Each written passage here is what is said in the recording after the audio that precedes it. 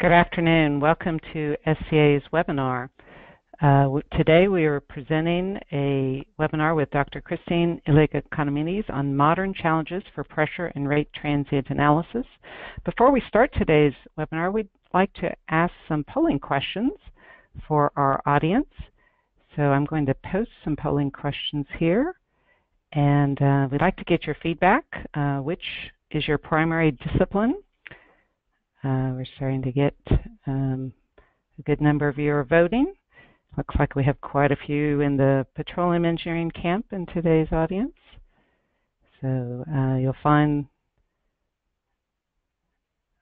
looks like the vast majority are petroleum engineers. I'm going to go ahead and close the poll. We've got most of the votes and share those results. And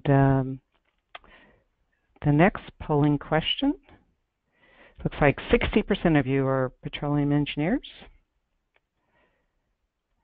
So the next polling question is, how many years of full-time experience do you have? So we're starting to get your votes now. Looks like we've got a good distribution. We have all levels of experience in this audience. Okay, we've got most of the responses here, so I'm going to go ahead and close the poll and share the results. Okay, so thanks for participating in our polling today. I'm going to go ahead and share some of the entry slides. Again, welcome to today's SCA webinar with Dr. Christine Economides on modern challenges for pressure and rate transient analysis. Dr. Economides is a professor of petroleum engineering at the University of Houston. She's the Hugh Roy and Lillian Kranz Cullen Distinguished University Chair. Her degrees are from Rice, University of Kansas, and Stanford. Her industry experience includes 20 years with Schlumberger, and she's a prolific author with more than 60 papers. She's authored 2 patents, and she's lectured and consulted in more than 30 countries. Christine is an internationally recognized expert in reservoir engineering, pressure transient analysis, integrated reservoir characterization, complex well design, and production enhancement. She served as the executive editor of the Formation Evaluation Journal. She's been an SP Distinguished Lecturer. She was the program chair for the 2006 SP Annual Technical Conference and Exhibition. She served on the board of Energy and Environmental Systems. She's won numerous awards from SPE. She's a member of the National Academy of Engineering. She's received the John Franklin Carl Award, the Lucas Medal, and the Lester Earn Award. So we'd like to mention that Christine is presenting today some material, an excerpt of material that will be included in a 5-day course that she's teaching for SCA in January 29th through February 2nd, is the course on pressure transient design, test design, and interpretation. And you can register for that course by calling us or contacting us via email or, of course, going to our website. I'd like to remind the audience today that as we start the presentation, you will have an opportunity to pose questions using the feature on the GoToWebinar question feature. You are muted, so that's the way you can pose your questions. And we'll have an opportunity in the middle of the presentation to look at some of those questions, and again at the end of the presentation. This is part of a series of webinars that SCA has been presenting in the past several weeks, and looking forward, we have a bit of a hiatus for the U.S. Thanksgiving, and then we have several scheduled in November, December, and we'll pick up again after the first of the new year in January. So as a reminder, these webinars are brought to you by Subsurface Consultants and Associates. We provide consulting, direct hire, project and studies, and of course training. So again, thanks for attending today's webinar. Later today, you will receive a link to the recording of the webinar. You'll have an evaluation form. There will be a link with registration details for Dr. Iliga-Economides classes. And again, those classes are in January.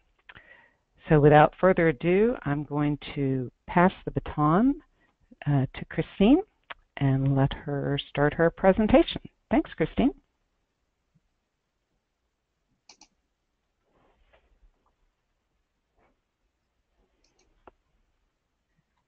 Well, first of all, I would just like to thank Subsurface Consultants and Associates for arranging this webinar, and as well thank those of you that are out there for choosing to attend. This is actually the first time I've done a webinar for SCA, so we'll see how it goes, but I think they've set me up for success.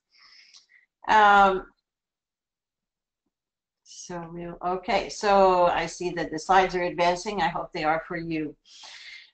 So we are going to look at an excerpt, as Susan said, from the course material, and this has got a very broad range in the level of difficulty. So if you're a little lost on some parts, that might be a sign that you would enjoy taking the class to have time for more of the details. As well, I am accustomed to working in a classroom environment where questions are constantly possible.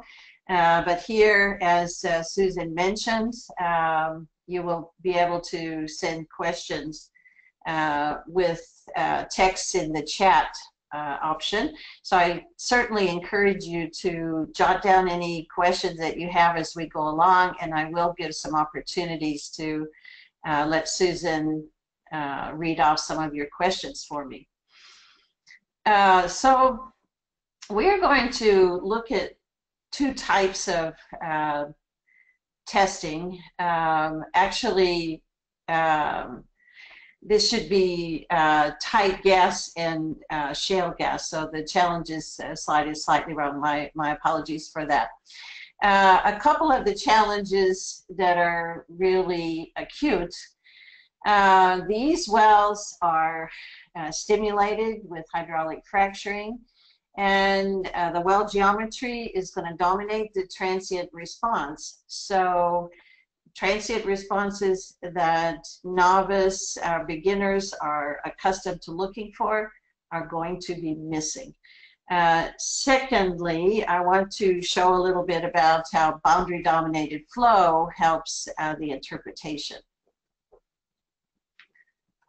Okay, so this is kind of a high-level list of items that we're going to try to address over the course of this presentation.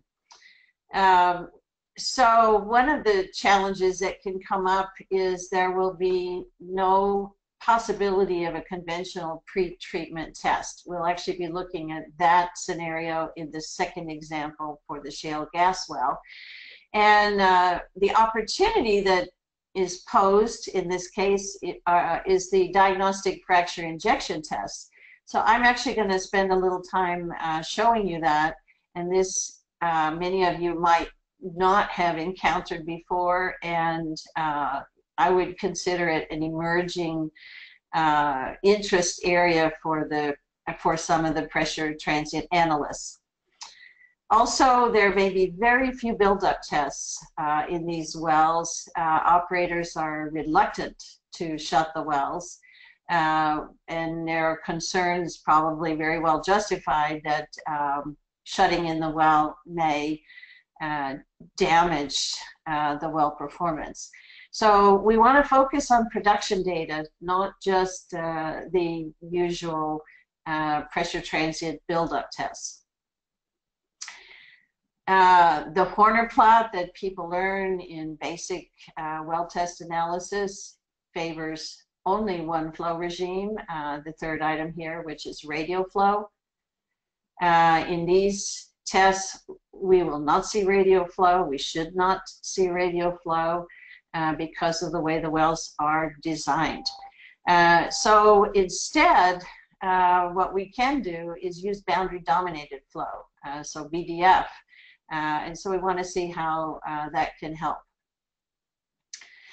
The rate data that we get is often not good quality. I would say that's still a challenge. But regarding pressure data, because we need rate and pressure data to use well the production data, and the pressure data, sometimes there are some workarounds. The other thing that's important is the timing of information, because ideally we would like things like permeability from a pre-treatment test before the hydraulic fracturing, so that we can use it in the completion design. So coordinating the timing of information is an important part of field development.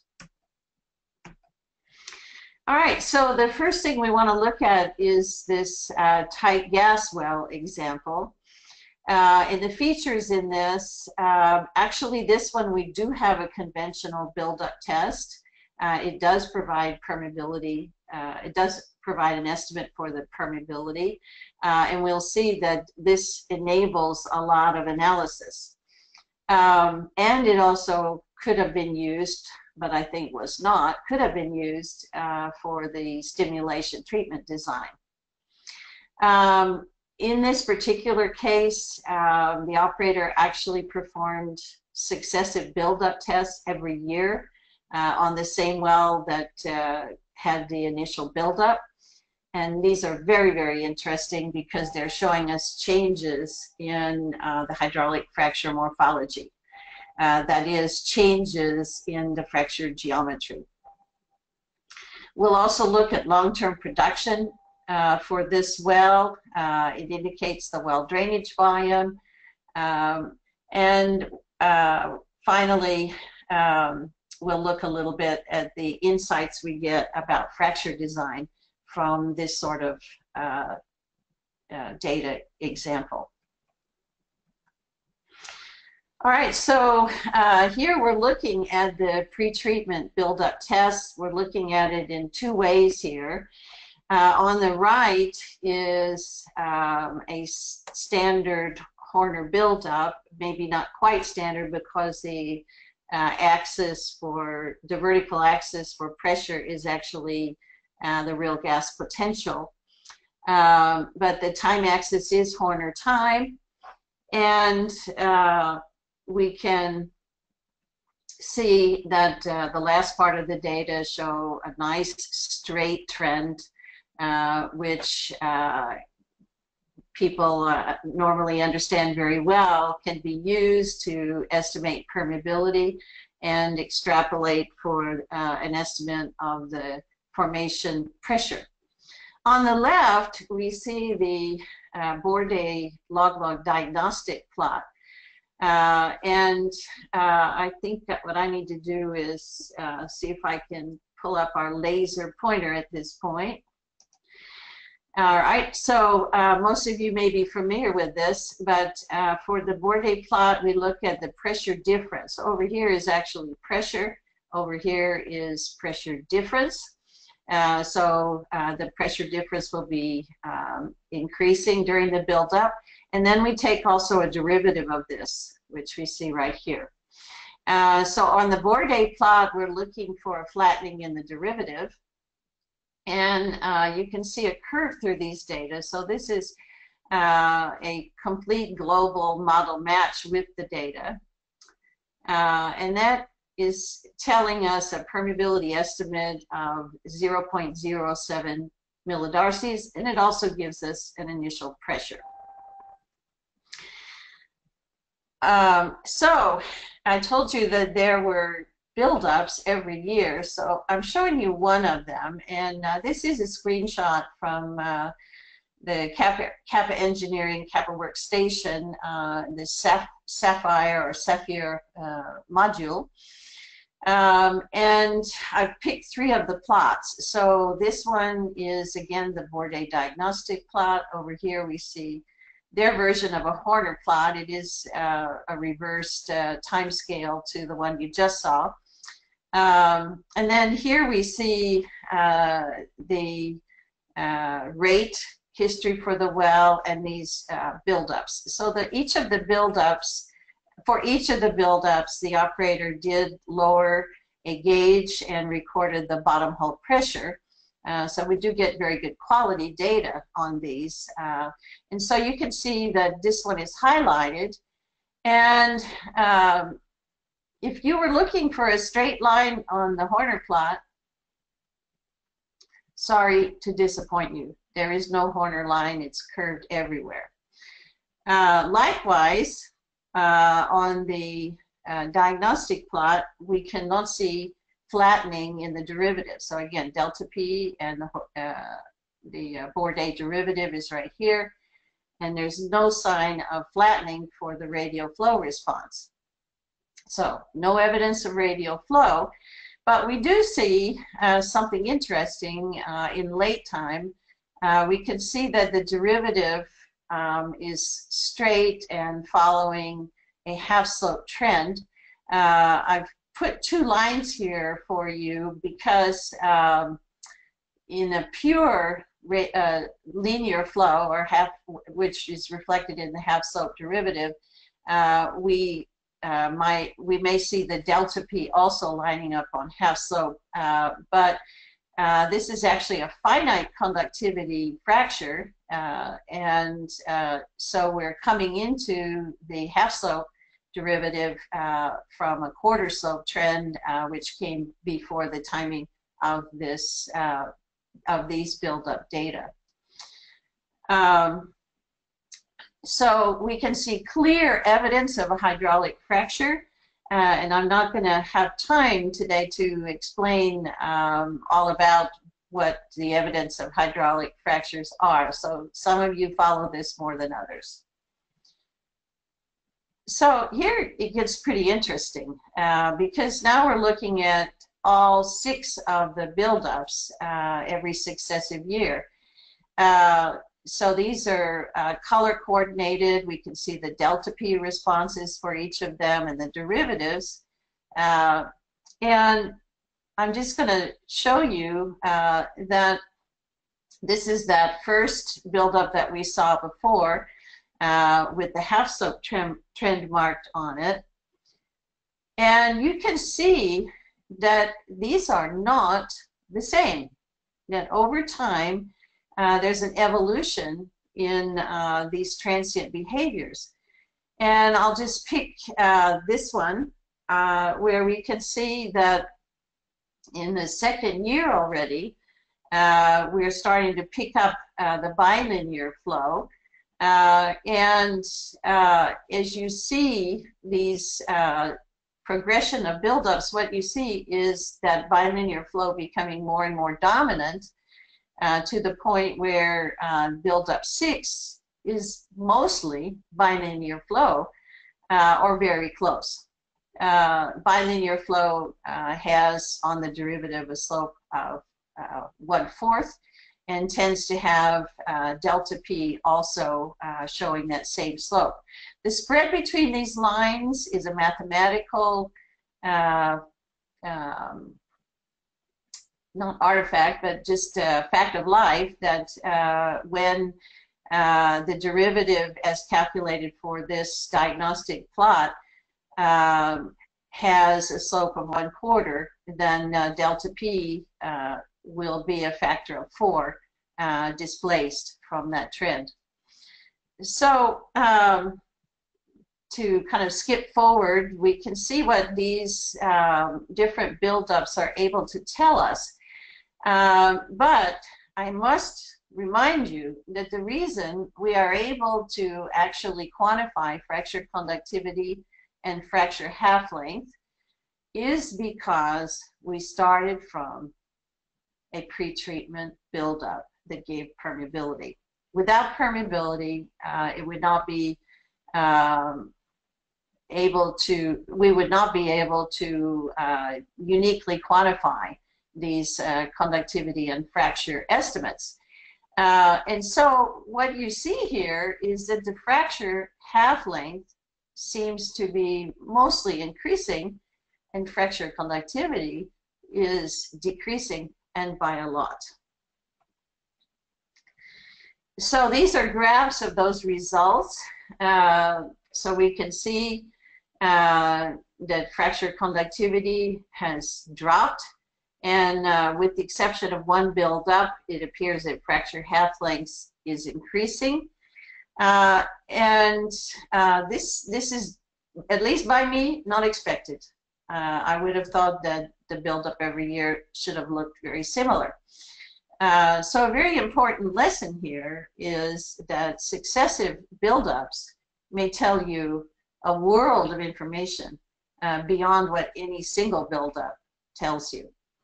And on the right, we're comparing the fracture conductivity with laboratory curves for different proppant concentrations. And as a function of closure stress, so we are seeing depletion in the reservoir, which impacts the closure stress. And so at least one of my friends, who's an expert in geomechanics, labels this as catastrophic conductivity loss. And it's just quite shocking that this would be going on. Many of you may know the name of Dr. Steve Holditch, and his opinion about this is that perhaps conducting the buildups actually contributed to these fracture morphology changes. And again, I pointed out to you early on that a lot of operators are reluctant to conduct buildups in these unconventional wells. So looking at the production data for this case, we're seeing the diagnostic plot for that over here. It's rate normalized pressure and its derivative. We can see that the rate normalized pressure match is quite good, but the derivative has a lot of noise in it. That's unfortunately rather common for production data. And on the right, we can see pressure and rate matches. This is cumulative rate. And the overall match for the production data are giving us kind of medium values for fracture length and conductivity. So it's kind of an average of what we saw in the changes for the individual buildups. Also, we're seeing the trend towards boundary dominated flow, which is giving us the size of the drainage radius for this well. So I said I would say a little bit about the implications of this on stimulation design, and I'm jumping a lot of hurdles on these graphs, so we don't have time to explain them in detail. But over here is the well that was tested, as well as several others in the vicinity. So we can see the implied drainage areas for these wells, as well as the fracture lengths. And the ability to do that comes from production data analysis. And the buildups weren't conducted on these wells, but even if they were, they wouldn't have told us that information. We have to get this from production data analysis. And on the right is just a suggestion of how the hydraulic fracture stimulation might have been done in these wells to create longer, less conductive fractures that would suit the drainage that would be the most efficient for this field, accounting also for the minimum stress direction, which governs the direction of the hydraulic fractures. So the key insights I was trying to convey with this tight yes example is, first of all, that by doing the first buildup, this gave a permeability for the formation that was used for subsequent analysis. Successive buildups showed the changes in the fracture morphology. Production data analysts cannot see those changes, so you're only going to know about it through these successive buildups. And this is the one that really hurts for me. The fracture design approach is unified fracture design, and this design approach assumes an unchanging fracture morphology. The goal is to place a fracture that maximizes the well productivity index, and we would not expect that the fracture is actually changing over time. So, Susan, can you tell me if we have any questions that I could answer? Yes, we have received a couple of questions, and I want to remind our listeners that if you'd like to pose questions during today's webinar, you can use the question feature and go to webinar, and we're taking a brief pause midway through the presentation to cover some of these. So the first question is, how many hours of shut-in time has been used for this buildup analysis? So how long were these wells shut in to get this data? We may be able to look back and see that. Okay, so you can see that these are quite long buildups, actually, because we're looking at nearly a month of time for each of these.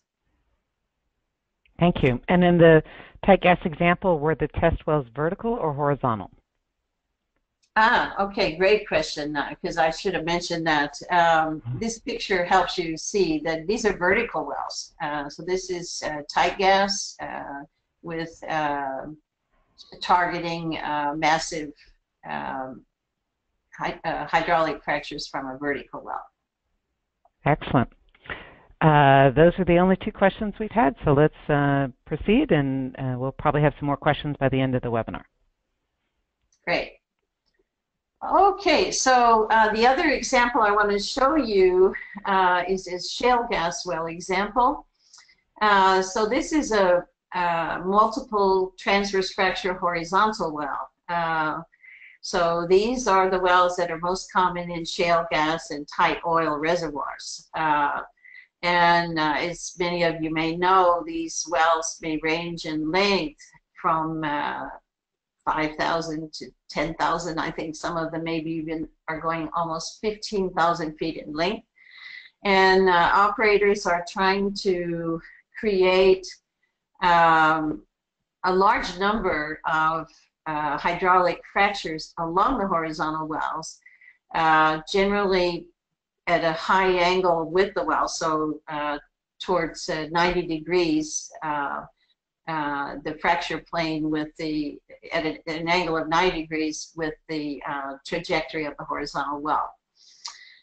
This particular well is among several pad wells. The wells were drilled parallel with consistent well spacing. If we have time at the end, we're going to look at a diagnostic fracture injection test that actually provides a permeability estimate. And we get a permeability estimate as well from the production data analysis, and both show evidence of secondary fracturing.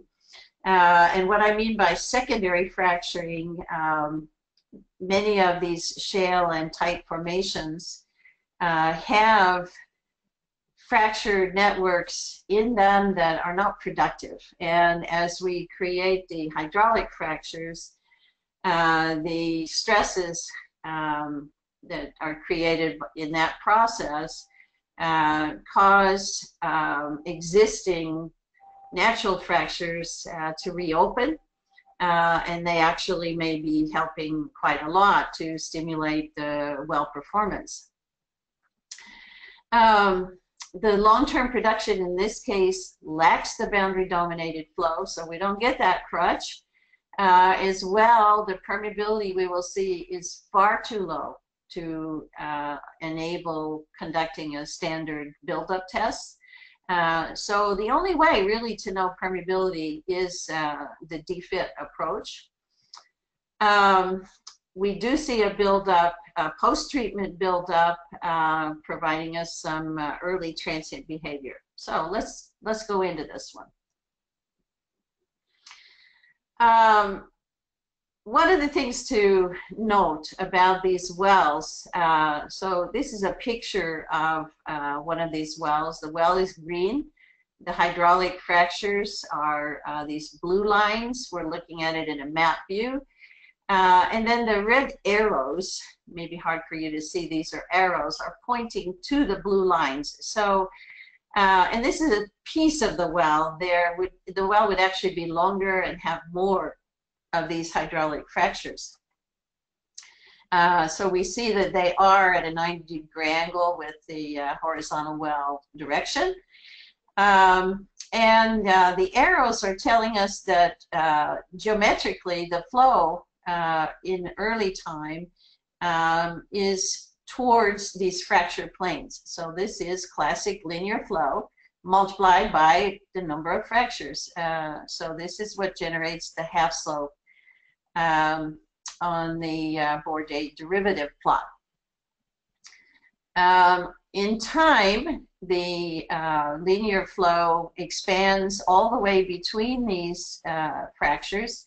They start to interfere, and we go to a boundary-dominated or pseudo-steady state flow. After that, if the well is isolated, which the well I'm showing you is not, and frequently some are not, you might see a compound linear flow, perhaps really late in time, a pseudo-linear flow, or pseudo-radial flow. In reality, with the permeabilities in nano-Darcy range, we actually don't expect any of this behavior. So the models can show it, but we don't expect to actually ever see it. True boundary-dominated flow from well to well happens when we have multiple wells like you see here.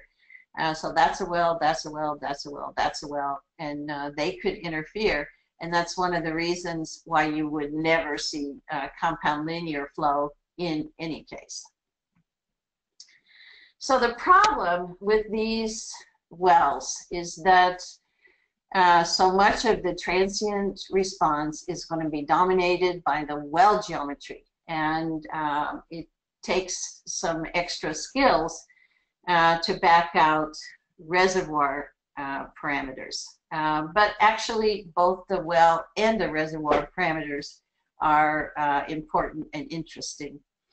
So we're looking at a standard possible transient response here with some earlier half-slope trend on the derivative representing linear flow to the fractures.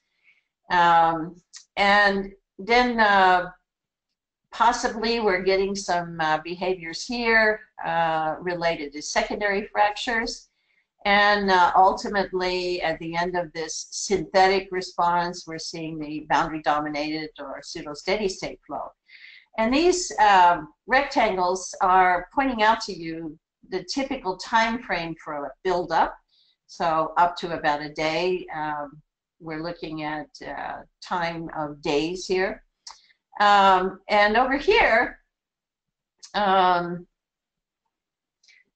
we can see the time frame for long-term production in multiple years.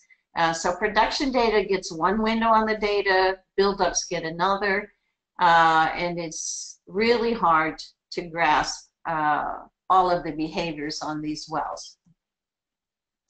All right, so the case in point that we want to look at is coming from Canada, the Horn River Shale. On the left, we see production data. This is actually 2 years of production data. Basically, it's all showing a common response of about a quarter slope. As with the other case, the RNP derivative is very scattered, so the best we're going to be able to use there is the rate normalized pressure itself. The buildup on the right, looking at the Bourdais plot, there's actually a couple of them. So one of them, they lowered a pressure gauge, and so we do see even the early behavior. The other one is showing only half slope behavior. And the major response in the first buildup is just a quarter slope. So something that I'm showing you here, but you don't find in software, it's not at all hard to show both the buildup and the production data together. And this is actually really helpful because we see the early response revealed by the buildup, the longer term response indicated by the production data, or the RNP. And we have short acronyms for various different possible models. We don't have time to go into what the acronyms mean, but I will tell you that what we're trying to do here is see whether there is evidence of secondary fractures. So some of these are dual porosity models. So we're looking at a finite conductivity fracture in dual porosity. And the boundaries are set by the well spacing. So we do not see evidence of the boundaries in the transient, but we know where they should be because of the well spacing. So I should say one last thing. This part in italics, one of the models is eliminated because of using the buildup. So that's helpful a little bit. I should probably also show you that the permeabilities may be effective permeabilities because of the possibility they're related to secondary fracture network. And these are nanodarcies, so very low perms. Also, if any of you came here thinking that these multiple fractured wells always have infinite conductivity fractures, I hope you go away with a different opinion because we see a very clear bilinear response showing finite conductivity fractures. And for those of you that know the dimensionless fracture conductivity, you can see that these are good fractures, but they do have finite conductivity. And over here, some parameters related to the secondary fracture network. So insights, let me see. Okay, I think we're going to skip that because I didn't expect to see it there, so we'll come back to it.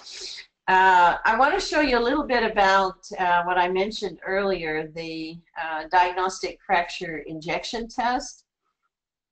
And it comes in the context very often of a fracture calibration test. So the fracture calibration test can include several features, and the feature we're going to focus on for the last few minutes is labeled as a mini fall off here, but these are now more commonly called DFITs, or diagnostic fracture injection tests. So these tests, as I said, are a new playground for the pressure transient analysts that are starting to look at them. So they were traditionally designed to give us geomechanics parameters, so a leak-off coefficient, the closure stress, which relates to minimum stress in the formation, and fracture geometry. I should explain what's going on with the test. Well, no, I'll do it in just a moment. We'll see it on the next graphic. What the fall-off is going to show us is where the fracture closes. And so these parameters relate to before the closure.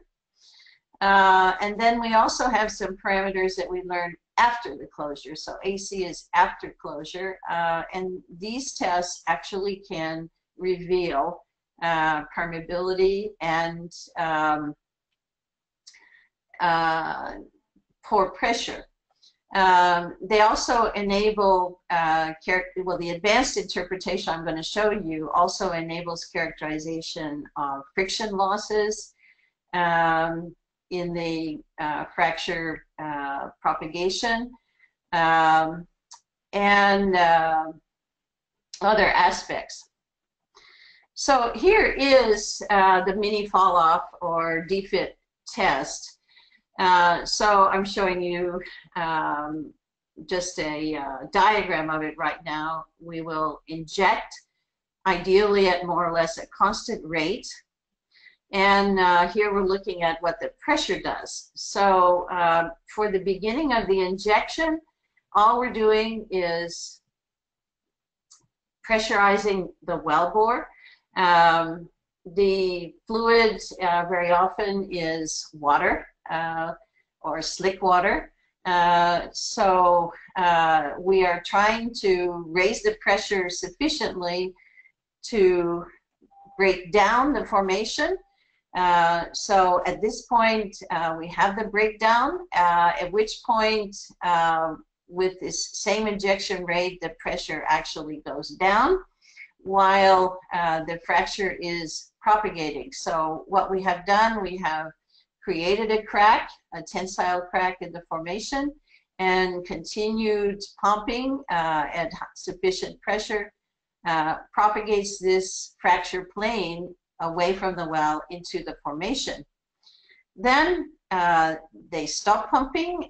This could be a matter of minutes of pumping.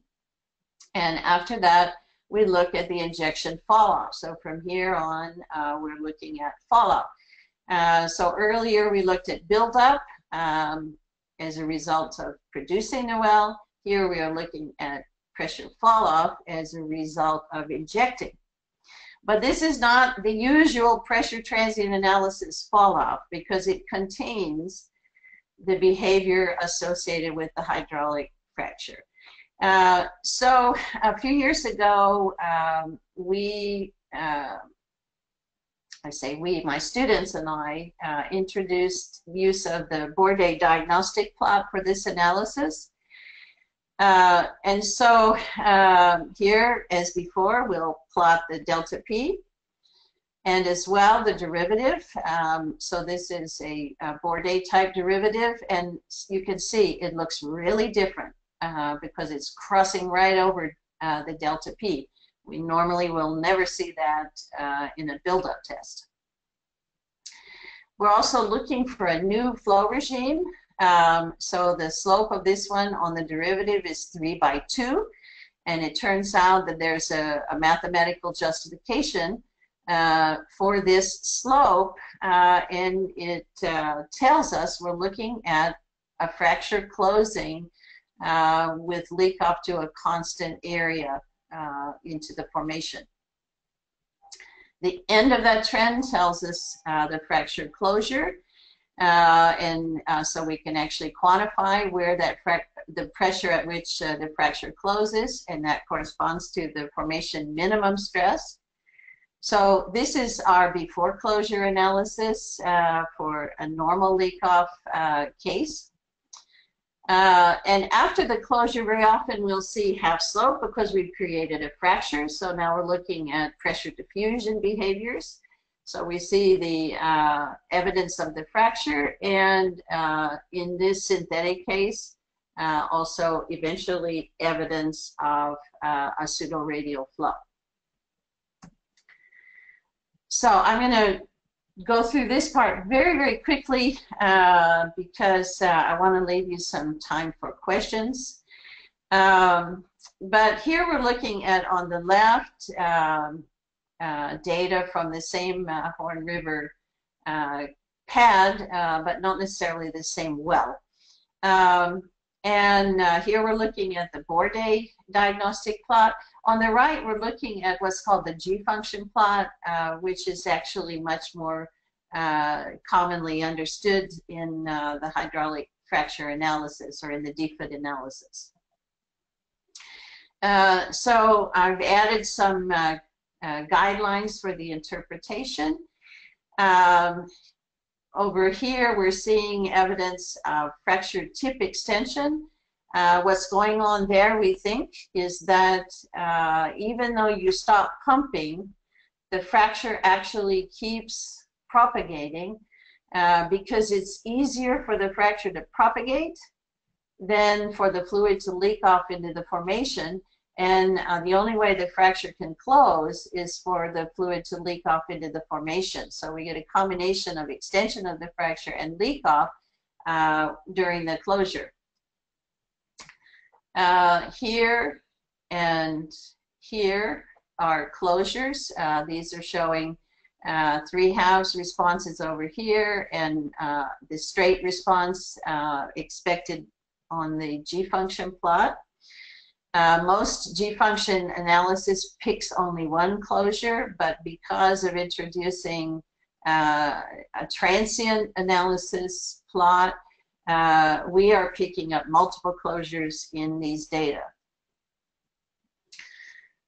This is an unusual response for the after closure, showing a unit slope, but after that, we are seeing the linear flow response I mentioned to you before, and there is no evidence of going to radial flow. Instead, we see a very strong anomaly that is not isolated. We've seen it in others of these tests, and as yet, I don't have a good explanation for it. I'm circling these trends on the G-function plot, but it's actually not intended for them, so they don't have a meaning on the G-function. So we are matching these fall-offs, so analogous to what we try to do with buildups, trying to match them. And we're seeing a variety of parameters showing up here. So the fracture extended a little bit. We're getting a permeability from the linear flow and an estimate of the pore pressure. So that's what why I really wanted to show you this, is that these DFITs enable estimations of permeability in this nano-Darcy range. So the insights here for these shale gas wells, and same for tight oil, permeability and pore pressure opportunity is afforded from these DFITs. Can't do a conventional buildup, not even in a pilot vertical well. They just won't float at nano-Darcy perm. The post-treatment buildup was combined with production data, giving us a much longer window on the well behavior.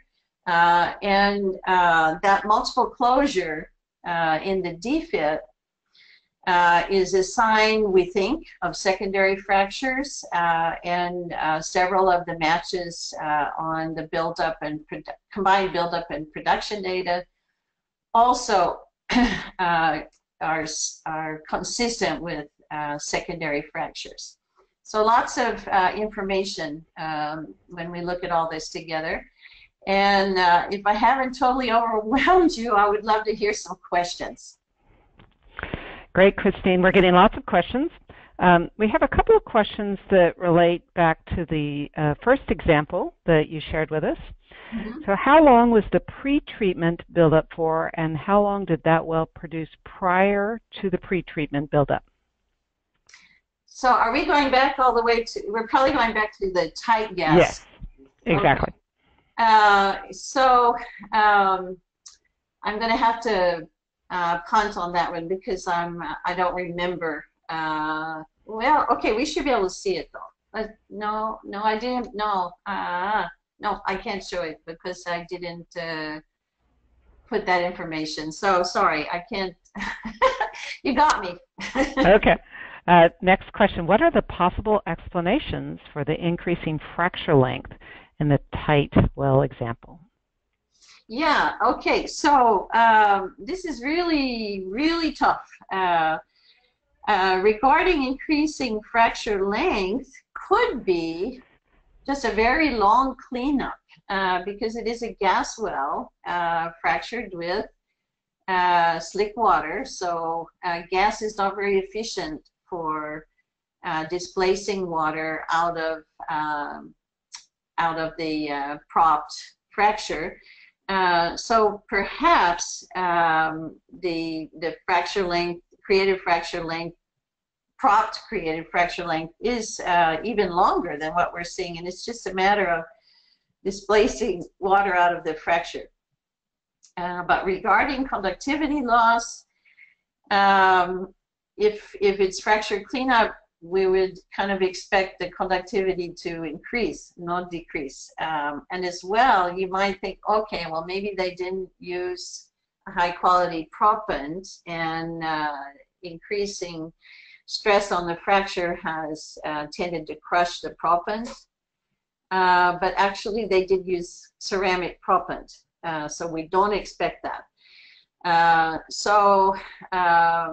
These are possible explanations, but especially the second one doesn't really get us there. Could you expand a little bit more on the comments you made? I think Dr. Holditch had some comment related to this, that perhaps it was related to the successive buildup. He just he talked with me a little bit about this case because I think he has also seen, or maybe was involved with another case of successive buildups that I think may have also lost fracture conductivity. So he just offered the thought that cycling these wells causes some geomechanical stresses that are perhaps rather unfriendly to the proppant. So that's, I would rather actually have him present to give his own actual putting it, but I just thought it was an incredibly interesting remark. So another question, what does SRV stand for? One of the acronyms that you used. Okay, so this is your stimulated rock volume, and there are a lot of ideas what that might mean. So I will toss out a possible meaning for it, is the extent of your productive fractures, which we would sort of expect may coincide with the extent they are propped. So when we create hydraulic fractures, we start with only fluid in a pad, and that fluid will go farther than the proppant actually reaches. Now, in this particular case, the SRV is actually confined by the proximity of the horizontal wells. So this is an interesting data set because they did do a lot of microseismic, and the microseismic suggests that injected fracturing fluids were going as far as 2 well spacings, so much farther than they needed to go. It's a little harder to say where the proppant actually goes, but you cannot drain the same space twice. So the fractures probably are overlapping somewhat, even prop fractures. But I would choose to interpret by saying that effectively their length is limited by adjacent wells. So long answer to SRV. There's a lot of other answers to SRV actually, even beyond that, but it may be more than we should try to bite off in this short time frame. Okay. Next question. What was the well spacing? And I think they're referring to one of your later examples here. Mm-hmm. So well spacing is 880 feet, a little bit longer than typical U.S. well spacing. But the analysis that we did and also what the operator has done suggests that these wells could have been spaced farther apart. That's a big deal because if you can space the wells farther apart, maybe you didn't need some of the wells. And every time you leave out a well, you're talking anywhere from $5 to $10 million of cost. So better use of early data like the DFITs might have improved a bit the pad configuration. Maybe. I mean, I don't want to be too unfair to the operator. And my understanding is they used what they learned on this pad to adjust future pads with a bit wider spacing between the wells. So does it matter what type of fluid is used during the DFIT analysis? The DFIT will be conducted with the fluid that will be used for the hydraulic fracturing. So in this case, it was slick water because the intent was to fracture with slick water. When the operator intends to use a viscosified polymer type fluid, then they will conduct the DFIT with that fluid. In high permeability formations, you will tend to go with a much more viscous fracturing fluid, and this concept of leak-off coefficient has to do with how efficient is the fracturing fluid in propagating the fracture instead of leaking off into the formation. So thicker fluids enable propagation even in very high permeability formations. Okay, we're going back to example 1 again. For the buildup, how did you calculate the half length if only the bilinear regime is noted? Was it a calculation output from the software, or was it something that's done outside of the software package? Great question. So each of these buildups has a little bit of character. That is to say, they're not strictly half slope, nor are they strictly quarter slope. And so that little bit of bend combined with the assumption that permeability in the formation isn't changing enables the match with the buildup. Now, one thing that was done, each buildup analyzed in isolation requires adjustment of the initial reservoir pressure.